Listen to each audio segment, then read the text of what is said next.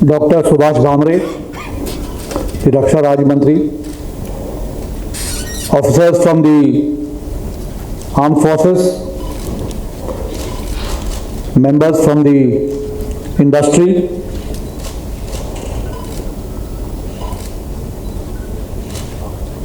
personalities from the academia, friends from the media, ladies and gentlemen.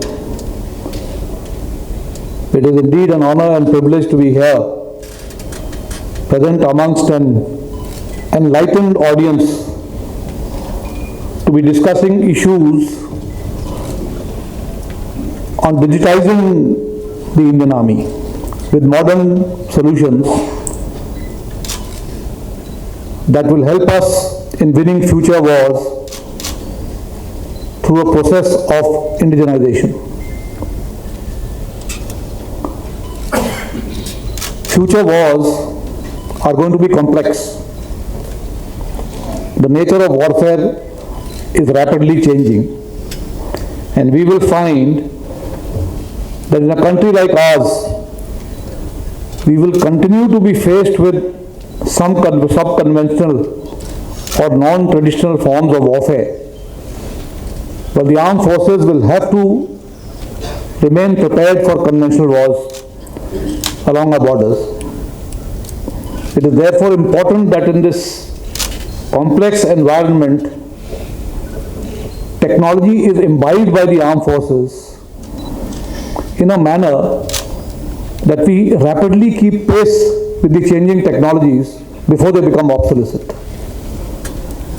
So to this extent, I do agree with the Signal Officer in Chief when he said that whatever we have to induct must be done through fast-track procedures, because technology becomes obsolete very soon. But for that to happen, it is important that we are able to identify the correct type of technology and equipment that is to be inducted into the armed forces. We ensure that our trial procedures do not linger on for long.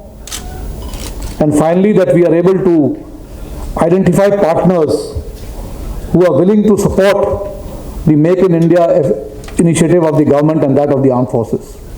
If we are able to integrate all these, then I am sure technology will be imbibed and will be inducted into the armed forces in a faster time frame. We are witnessing a change in the manner in which communication technology is witnessing a change. Cyber threats are there, which will continue to bother us. Whether we like it or not, social media is gaining momentum, and I think it is the adversary who seems to be taking advantage of digitization and technology. In the army, we have to keep pace with the digitized world, and we have to ensure that most of our systems get digitized as early as possible.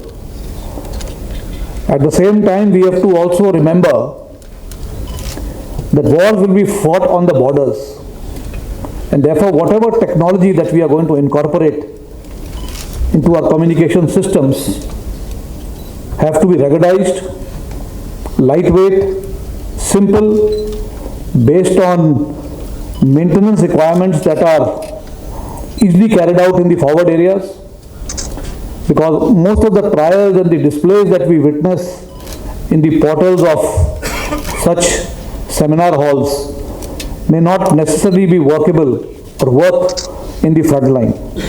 As I was witnessing some of the stalls, I did mention that whatever is being displayed has to be finally deployed on the Sikkim plateau at an altitude of 18,000 feet, on the borders in Ladakh at temperatures ranging between -20 to +10 in the hot summers, in the desert sector where the summer temperature can go up to 55 degrees.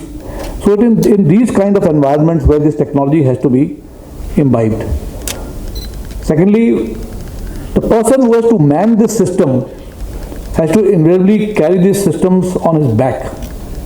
And therefore we have to ensure that while we have vehicle-based and heavier HMB-based systems, we are also able to develop systems which are compatible with the heavier systems which can also be moved on manpack. And therefore, we have to ensure that systems are developed in such a way that while you have a lighter version and you have a heavier version, but both must talk to each other. At the same time, we have to have encryption mechanisms both for voice and data. Because in the armed forces, we will always be concerned about security of our communication and security of our systems.